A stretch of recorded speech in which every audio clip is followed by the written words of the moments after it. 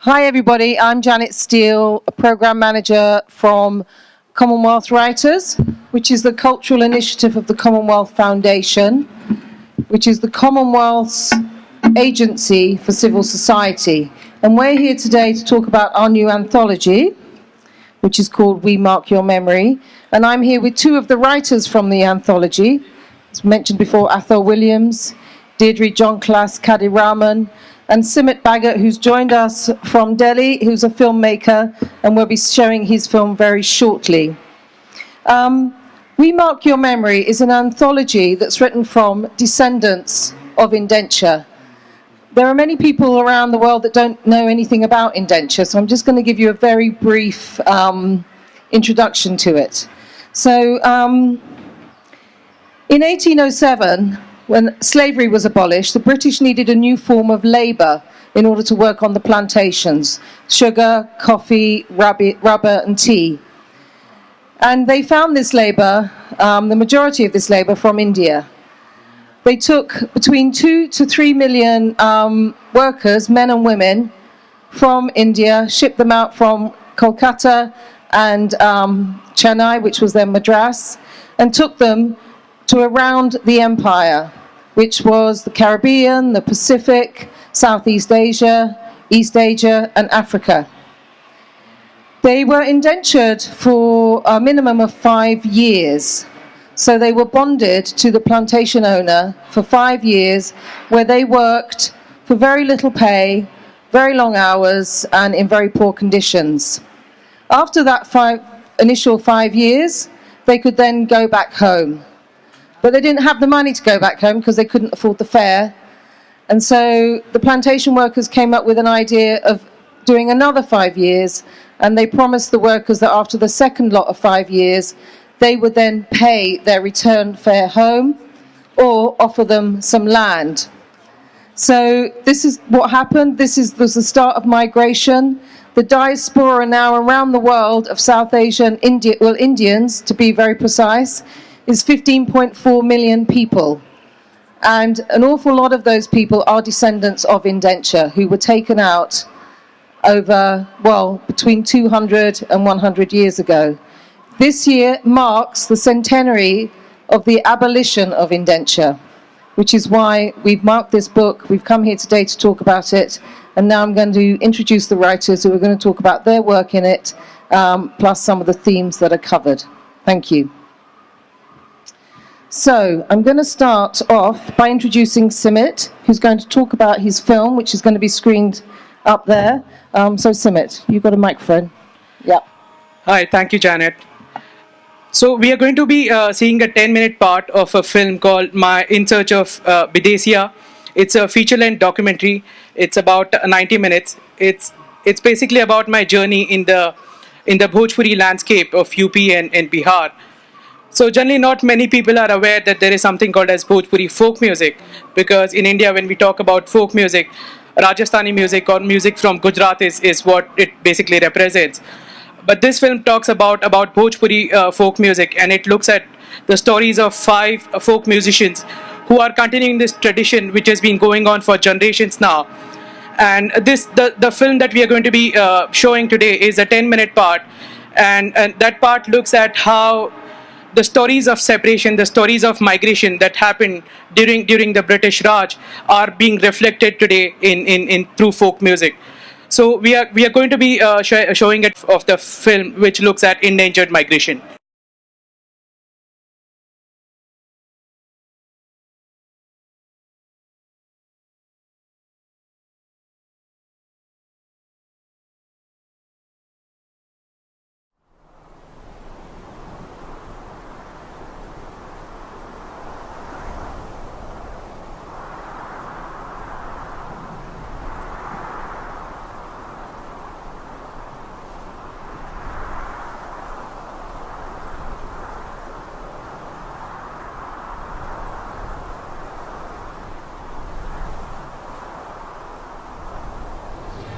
देश गुलाम था, गुलामी की जंजीर में हमारी भारत माता जकड़ी हुई थी। लोगों को दाने दाने के लिए लाले पड़े थे। और अंग्रेज़ों के दबाव में जी रहा था। अंग्रेज़ अपने काम कराने के लिए यहाँ से भूखे नंगे लोगों को कम पैसे पे मजदूरी कराने के लिए लेकर चले गए और राजू खुशी से और डर से दोनों से इनको जाना पड़ा कि अगर जाते नहीं हो तो मैं अपना परिवार कैसे पाल सकता हूँ या पेट कैसे पाल सकता हूँ, और अगर नहीं जाने के लिए कहते हैं तो ये सरेआम हमको दुनिया से विदा कर देंगे।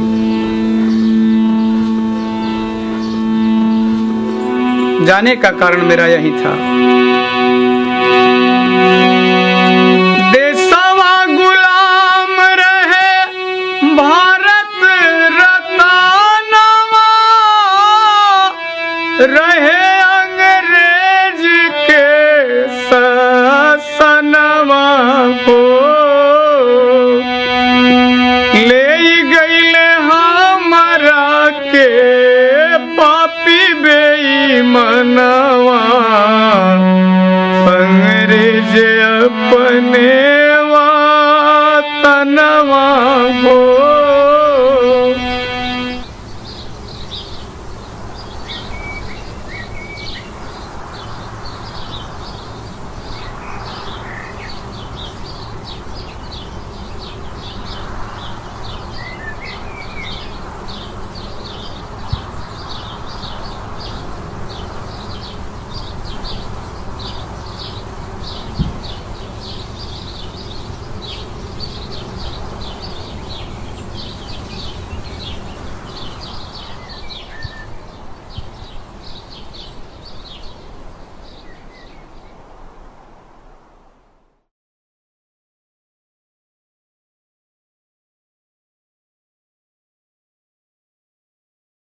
Now going to hand over to Deirdre Jonkalas Kadiraman, who's going to read an excerpt from her short story, The Heist, which makes up one of the 28 pieces that are in the anthology. And also, I'd just like to take this opportunity to mention our hashtag, which is on the screen, hashtag Convo. So please do tweet about the themes or anything that you'd like to say about this conversation. Thank you. Over to you, Deirdre. Yeah, you can do it sitting down. I'm Deirdre Jonkalas Kadiraman, a Sri Lankan of Dutch Burgher heritage, married to a Colombo Chetty. My childhood... Sorry. Put it near your mouth. Okay. Sorry. I'm Deirdre Jonkalas Kadiraman, a Sri Lankan, married of Dutch Burgher heritage, married to a Colombo Chetty. My childhood was on plantation since my father was a planter. From birth to 12 years on a hill country rubber estate, 166 miles from Colombo, where we went to boarding school. Thereafter, on a tea estate in the low country, 50 miles from Colombo. I will read excerpts from my story, The Heist, which was directly influenced by experiences from my childhood as the daughter of an estate superintendent in the plantation sector. Perian, a man of indeterminate age, was the tapol coolie whose duty it was to take the mail bag to and from the local post office for the isolated hill country tea estate. Dark, leathery, wizened skin, the veins of his scrawny bow legs protruding like knotted cord as if to escape their prison. Slight frame, stooped after years of carrying heavy canvas mail bags on his back while trekking along winding uphill roads.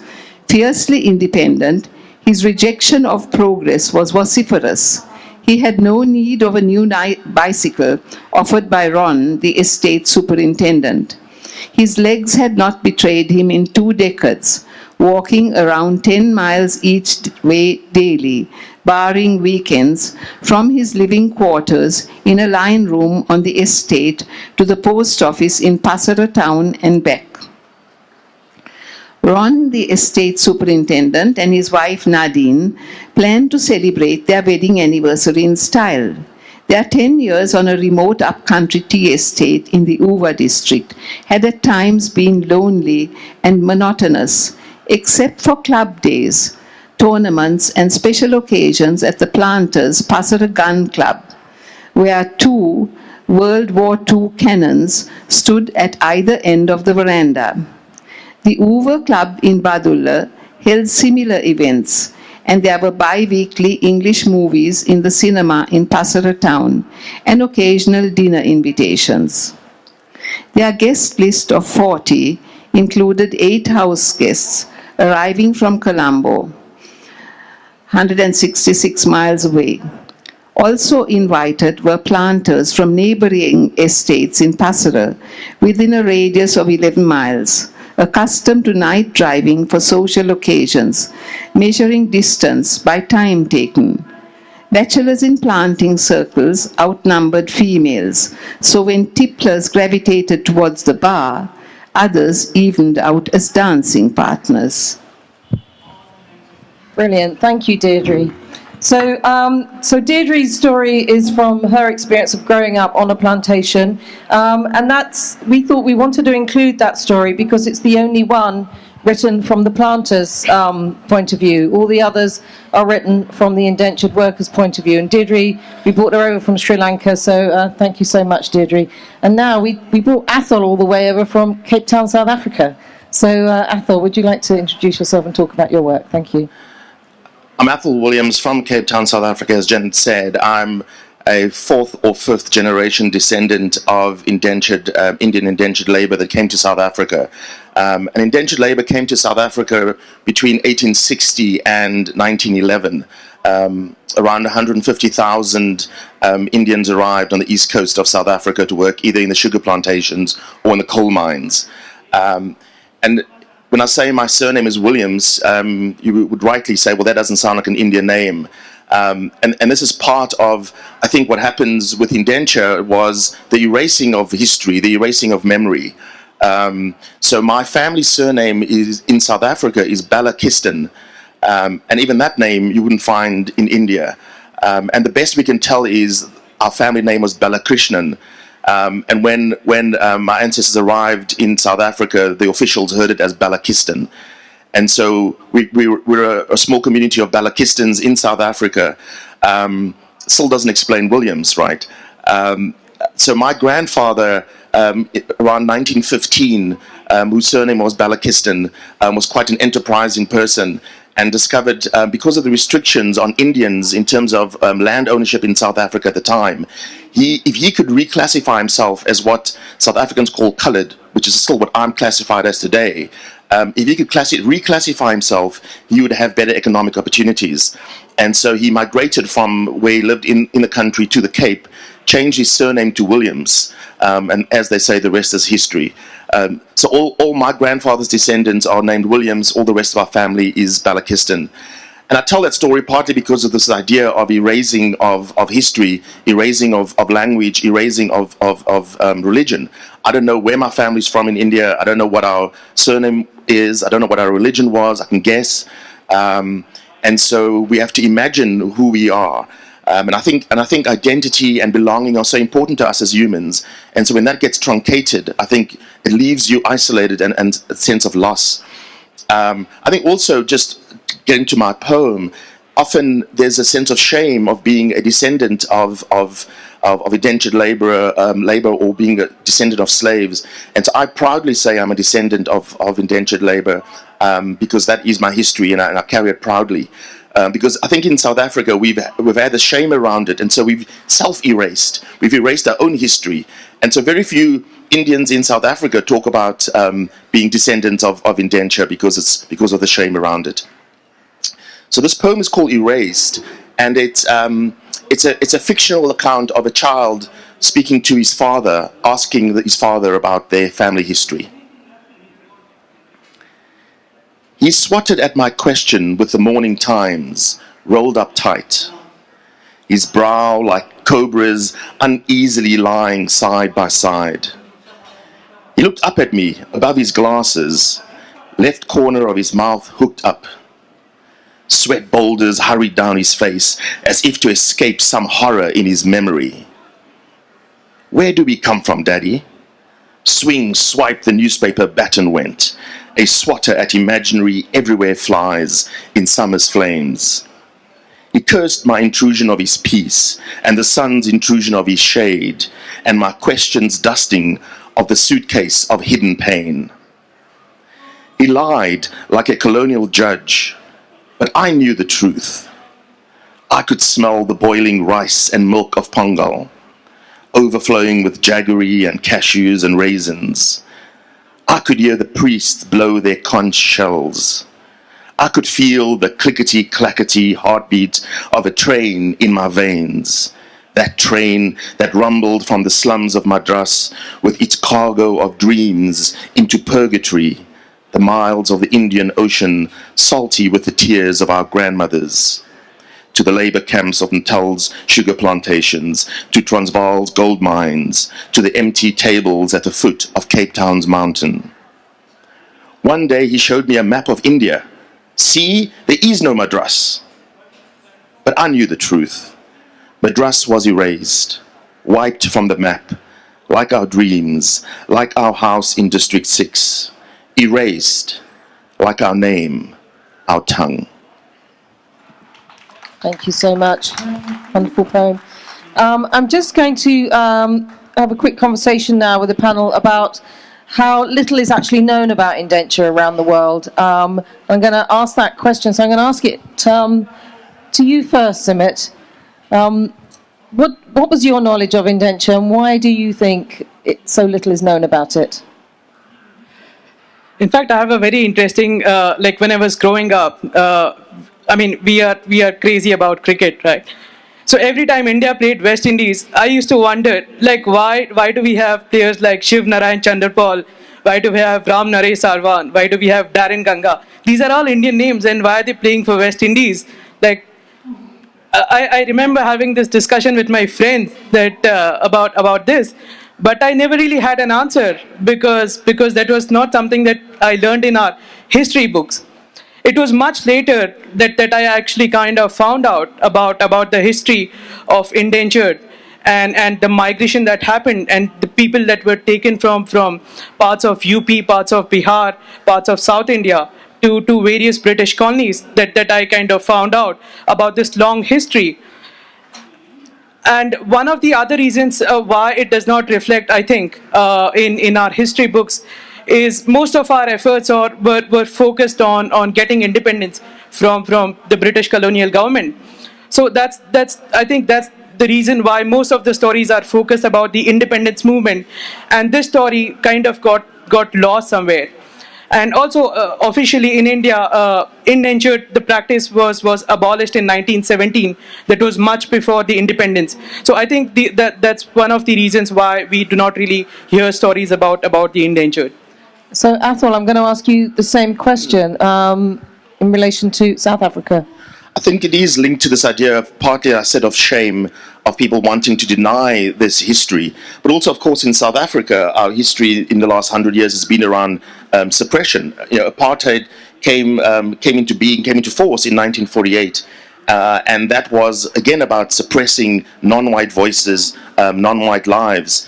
And even in modern South Africa, where we are trying to rebuild our society, the focus has been so much on, I think, on African reconciliation, African rejuvenation, that the Indian story is kind of lost and seen as less important as we focus on the African story. Thanks. And Deirdre, in Sri Lanka, the story of indenture, is that well known amongst the Sri Lankans? No, not even now. It wasn't in our history books, and nobody had a first-hand knowledge, even in those areas. There were completely different social strata, so their knowledge of indentured labor was either non-existent or very just a mere smattering. It was very interesting because we've just come back from Sri Lanka, and I myself learnt that they walked thousands of people from Madras to Kandy, which is in the centre of Sri Lanka, on foot, which took months, and thousands of people died. And the descendants of the plantation workers are still working on the tea plantations and still living in really, really similar conditions, and are still fighting for a living wage. So, these stories still continue. And I think what we do at Commonwealth Writers is we try and bring some of these stories through creative expression to people like you to start some public discourse. And I think it's really interesting that here we've got, through writing, through film, and through music, you have creatives and creative expression that is being used in order to talk about very, very difficult subjects. Athol, can I talk about your work a little bit and your writing and how you use that? Thank you. And just to quickly echo what you said, Janet, in terms of people not knowing about indenture, our event we had in Colombo a few days ago, I spoke to some young people there, and one woman said to me she hadn't even heard the term indentured labor, let alone know about the context and its history. And this talks again to this idea of it not being something that's in the public discourse at all. I also think this idea of telling our stories and the struggle. I often talk about the fact that Mahatma Gandhi came to South Africa in 1893. And so, obviously in India, we know him as a great man, and I, as a South African, want to claim him, saying, we taught him everything he knew in South Africa. But he spent 21 years in South Africa, working amongst the Indians in South Africa, fighting for equal rights, fighting against the system of oppression, which was masked as sort of simple, normal economic activity. It was a form of veiled oppression. And so with my writing, so I grew up in South Africa. For the first 24 years of my life, I lived under apartheid. And as you would know, the system of apartheid dictated every aspect of your life by your race. Apartheid government created 4 race groups. So there was white, so people of European descent. There was Indian, which weren't only Indians. Anyone from South Asia was Indian. And there were black, which were all African descendants, and then sort of the other group, right? So everyone else got thrown in this other group called coloured, which in many parts of the world is a word we wouldn't use, but in South Africa it was kind of you other. And so imagine again the sense of loss of identity, of being born into a group where you're defined as other, and then that dictates everything. It dictated where I could live. It dictated which schools I could go to. It dictated which beaches I could use, which restaurants I could use, which entrance to buildings I could use. Dictated every aspect of my life. Dictated who you could marry. We had a thing called the Immorality Act, which was when people tried to have relationships across racial lines. The Group Areas Act defined where you could live. And so I spent the first 24 years of my life in this context of being defined in this narrow and oppressive way, purely by my features, purely by what I looked like, purely by my ethnicity. And so I had to make a decision about how I was going to respond to that. And for me, it was a response that rejected that story. And so, I was a young person in 1985 when the big political unrest and uproar happened in South Africa, and so I participated in that, which meant I missed out on school. And so, in my writing, I try to reflect, I think, both the horrors of our experience, but I think importantly the beauty that still remains. Because I think when we talk about anyone, we talk about indenture, we talk about people living in poverty around the world, we seem to want to talk about their struggle, and I think it's important to talk about their struggle, but I think it's also important to keep reminding ourselves that they're human, they're our brothers and sisters, and so to humanize them in our writing. And so often in my writing, I would talk about the joy of growing up in a slum. Because I could walk out of my front door and there'd be 20 other boys to play a soccer game with. All right, whereas someone growing up, in a mansion, they wouldn't have had that. And so I try to reflect both the dark and the light of every situation, the ugliness and the beauty. I think the despair and the hope in every situation. And so I do that through my poetry. And I think it's important for us to keep lifting these voices and telling these stories of both despair and of hope. Thank you. And Simit, just could you tell a little bit how you use film to tell your stories? So Atul mentioned about how like this history was being wiped out. This film actually looks at how while even in India we do not have a formal history about endangered migration that took place, but it actually found its way in folk music. So people like families, women whose husband kind of migrated to these places, they would reflect their pain. They would sing these songs of separation, and they created these songs of separation, and it found its way into folk history, and that's how it got reflected in music, and which continues even today. So I think while we do not have like a formal history in our history books, lessons about endangered, it has found its way in folk music, and it continues even today. Thank you so much. I'm going to really want to open the floor to Q&A, but I just want to ask Athol to just read one more poem before we do that, and then I will take it to the floor. So Athol, would you please? I'll stand for this because it's dramatic. It's a poem called Our Stories, and it links to this idea of, as I was saying, of us telling our stories, of us being bold in our different voices. Our stories. Let's tell our stories, our Indian stories. Let them stampede down the streets, gallop across open fields, tumble into gardens through gateways, and swing from branch to wire, and trickle the way down columns and pillars of power. Let the flood of our stories rise to the heights of our empty pockets, our aching shoulders, everyone's ears. Let's tell the stories of what brings us joy, of what gets us to our feet, of what makes the sun shine even in the deepest darkness of the coldest winter. Those stories that lift our eyes to the heavens, that make our hearts somersault, our spirits gyrating delight. Even if spoken in twisted words or broken grammar, let's tell our stories. In poem or prose, foreign or mother tongue, on flag from rooftop hung, let's tell our stories. Those stories that burst through the walls inside as the tales of our fathers and the songs of our mothers rumble in our veins. Those stories waiting to be told, that need to pour, that need to rise to fill the emptiness that others have made and seek to hold.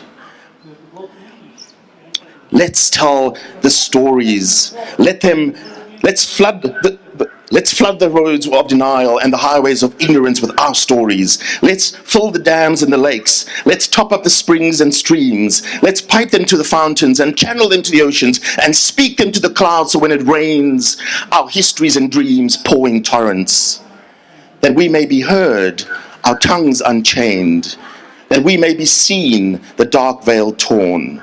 That all might know, that we might recall, that we are magnificent. Let's tell our stories, our Indian stories. Thank you so much. Thank you. Sorry, yes, sir. You have a question?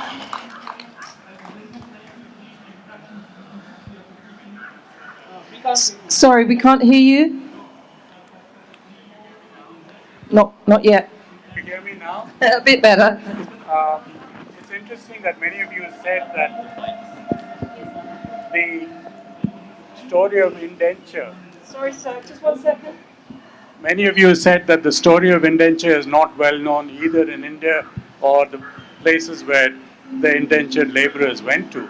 That's not true of Mauritius and perhaps less so in Guyana. But my question really is, and when Athol was standing up just now, I was reminded of that. A few years ago, a doctor in Jamaica said that the reason that they were producing so many athletes was that the slave ships took much longer to reach Jamaica from West Africa than from any other country or to any other country.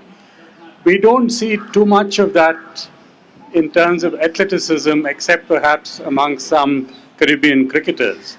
But when I was looking at you, I thought that perhaps short putters and discus throws and hammer throws. No, and the reason I'm asking is, when I saw you initially, I thought you were colored in the South African sense of the word. And did people's diets, etc., change as a result of moving there? It couldn't have been only Pongal that made you look the way you do. that's quite a broad question. So just to your first comment about people not knowing about indenture, I think it's interesting. Just a few months ago in South Africa, we opened a heritage centre in Durban on the East Coast called the 1860 Heritage Centre, which marks the first year of indentured labour arriving. So I think it's growing. So I think it's varied across the world. In some parts, very little is known. Other parts, a lot more. In South Africa, we are starting to invest in understanding our history.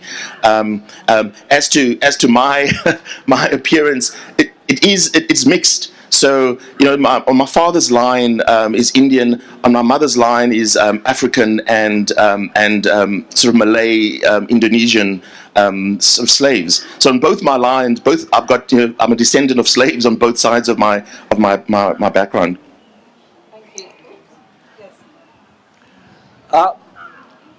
I'm delighted to be here. Indians like me, local Indians that haven't moved around for life, we have very little history of our own. We burn our dead. I don't know much about my great-great-grandfather or where he came from. I don't know how many Indians here know the background, say, 3 generations before them. But you guys from Kandy, from South Africa, from the land of Bhojpuri, are keeping such a good track of what happened earlier. And you have such fascinating stories. Grim, happy, dark, sad they are, but they are stories which you can relate so beautifully. I'm afraid many of us don't have that privilege of knowing what happened to my father. My grandfather fought in the First World War. His father migrated from somewhere from Andhra. I don't know what happened to great-grandpa and where he came from. I know some of my people must be in South Africa, because the other day when I was at the mountain cable, I met this lady who was in a sari, and I thought she couldn't speak English. So I tried to make her sit down next to me because it was a hot day, and I don't know what language to use. So I spoke to her in Hindi and said, will you please sit down here? And I got up to give her a seat because the cable car was a little delayed. Then I found that she was speaking Telugu, and she turned to me in this proper English and said, no, thank you, sir.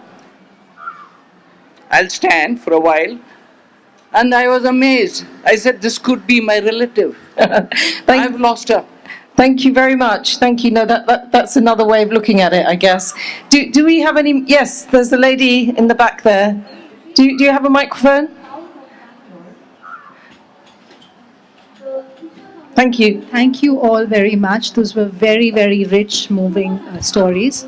And my question is really about what happens to culture when, over the generations. My sense is some elements get frozen and some change. And if you have time, what happens to caste amongst different groups? Thank you. Thank you. That is a very interesting question. Can you answer that, Athol? Or I can only speak of my own experience, and I think culture. For me, it's always been a dichotomy. I think some want to embrace and hold on to their history. And we've got Tamil temples and Hindu temples in South Africa, so people have held on to their culture. We'd have traditional Indian weddings, so holding on to it. And then there are others who have kind of said, well, we're in this new place now. Let's just embrace the new place. And so my family, even this poem I talk about of this father not wanting to talk to the child about indenture or their history, that was my experience, one of denial. And so we didn't want to speak about it. And we've all got English-sounding names, and we all speak English, and we've sort of rejected in many ways our culture. So I think it's in pockets where the culture is diluted, and other pockets where the culture seems to be embraced. My sense of the caste, again from my experience, the caste disappeared. And I think some people, those to the extent they were voluntary, went into indenture. Some of them it was to escape the imprisonment of caste. And so when they arrived in a place like South Africa, it was a sense of, erasing the caste, and also you're forced into it, right? You were equal laborers on the plantations, and so caste didn't matter in that sense. Yeah, I'll just quickly add. When the people, when they were taken in ships, like there were like 100, 200 people in the same ship.